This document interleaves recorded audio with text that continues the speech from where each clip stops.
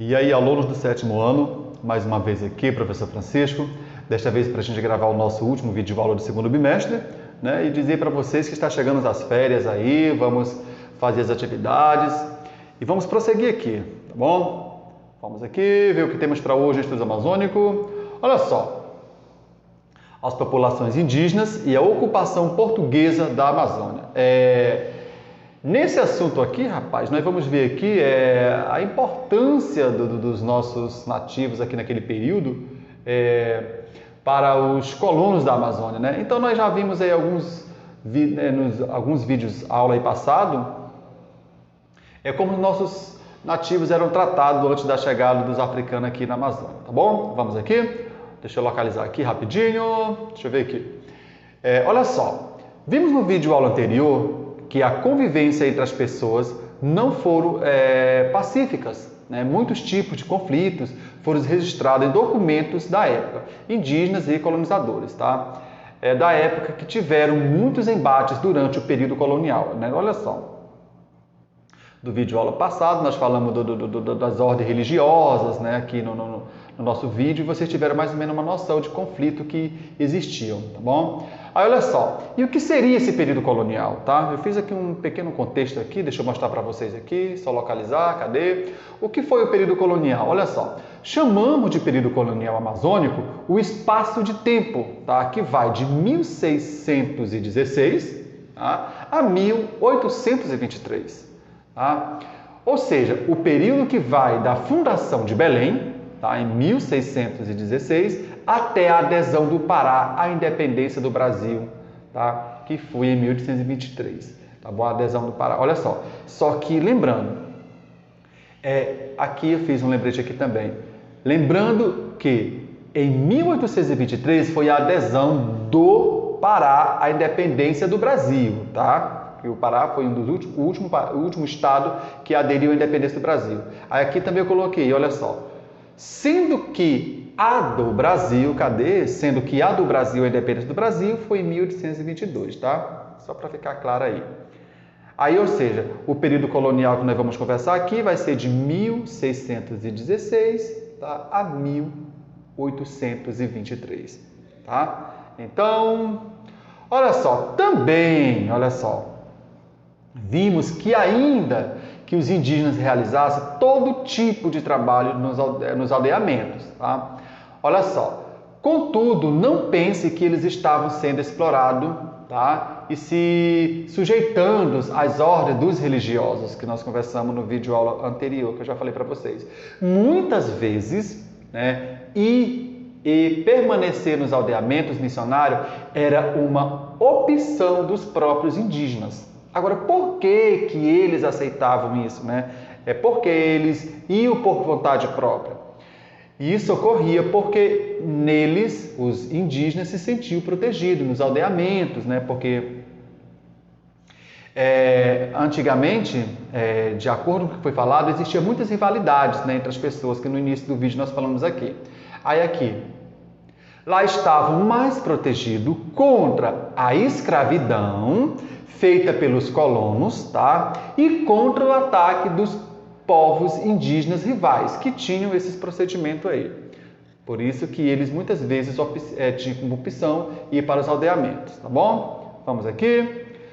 A metrópole não demorou muito a perceber que, sem os indígenas, né, as dificuldades para se estabelecer no território seria ainda maior. Eram eles que conheciam os melhores locais para buscar as drogas do sertão, olha só. Tá? Como era que a metrópole, que eram os portugueses, iam chegar em uma região que eles não conheciam. Então eles precisavam de ajuda de quem conhecia a região, principalmente para extrair o quê? As drogas do sertão. E o que seria essas drogas do sertão? Essas imagens aqui, ela vem retratar um pouquinho. Olha só, aqui nós vamos ter a castanha do Pará, aqui nós vamos ter o Guaraná da Amazônia, nós vamos ter o Urucu, né? Também, se você for fazer uma pesquisazinha, você vai saber bem melhor o que é essa droga do sertão. Tá bom? Vamos avançar aqui? Então, os indígenas também eram fundamental para as atividades agrícolas. Nós já vimos isso daí, tá? Pois trabalhava no preparo da terra, no plantio e na colheita. tá? Não era bem assim a função dos indígenas quando os portugueses não estavam aqui nessa região. Eles eram livres, né, para eles fazerem o que quiseram. Depois acontecem esses procedimentos desagradáveis aí. Vamos ver aqui. Além disso, tá? Sem esses trabalhadores seria muito difícil erguer todas as construções necessárias nos estabelecimentos coloniais, tá? Essa primeira imagem aqui, ela vai retratar mais ou menos o que eles faziam, se você fizer uma análise bem, um olhar bem biônico mesmo, tá? Essa outra imagem aqui também, a margem do rio, né? Você pode perceber eles carregando diversos objetos, outros também sentados trabalhando de outra maneira, e assim sucessivamente. Vamos avançar aqui. Então, vamos falar também de outros povos que vieram para a nossa região, que praticamente substituíram os indígenas, né? Que eram os Bantus, Minas e os Iorubás, né? Africanos na Amazônia, nesse novo contexto aqui que vamos trabalhar. Nós já vamos saber aqui de cara, né? Que os Bantus, os Minas e os Iorubás eram quem? Africanos, tá bom? Vamos aqui?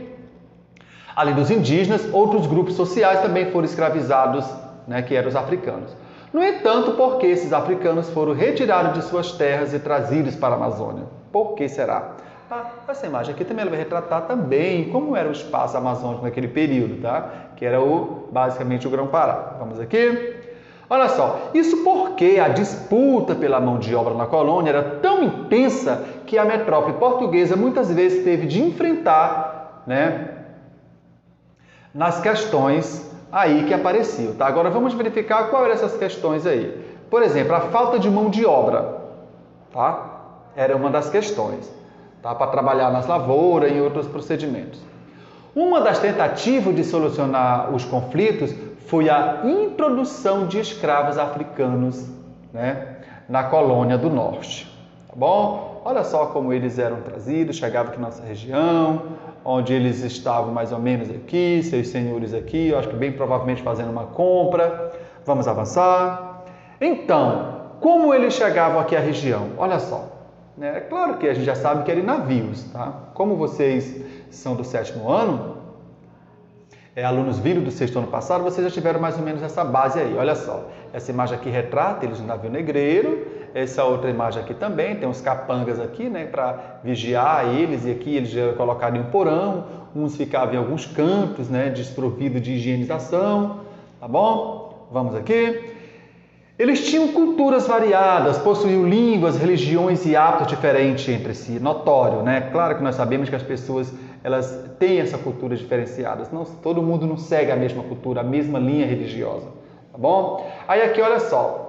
Os Bantus, não é Bentos, né? Os Bantus, Minas e Urubás foram os principais grupos que chegaram ao estado do Grão-Pará e Maranhão. Aqui nós vamos ter algumas imagens aqui, né, de africanos Iorubá, e outros africanos, né, que eram os Bantus, tá bom? Aqui seria mais ou menos a rota de onde eles eram trazidos, os Bantus aqui, olha, trazido para essa região aqui de São Luís, mais ou menos essa parte aqui, tá bom? Então, em que eles trabalhavam, tá? Olha só, eles trabalhavam em engenhos de cana-de-açúcar, na agricultura, né, em atividade pecuária e em várias obras públicas. Bom, essas imagens elas vão retratar isso aqui. Essa primeira imagem aqui, está aqui o engenho, está aqui na agricultura, né? Aqui também na extração de cafeeira, tá? Mas também é importante demais a gente colocar e compreender nesse momento a importância, né, que eu quero assim que vocês saibam, que os africanos que chegaram à região contribuíram muito para a história da Amazônia, tá? Até hoje nós temos resquícios fortes desses povos que contribuíram para a nossa história, contribuíram para a nossa cultura de modo geral. Um povo forte que até hoje persiste aí, graças a Deus. Vamos aqui? Então, para hoje é só isso e até outro momento e aproveitem as férias de vocês aí, tá bom?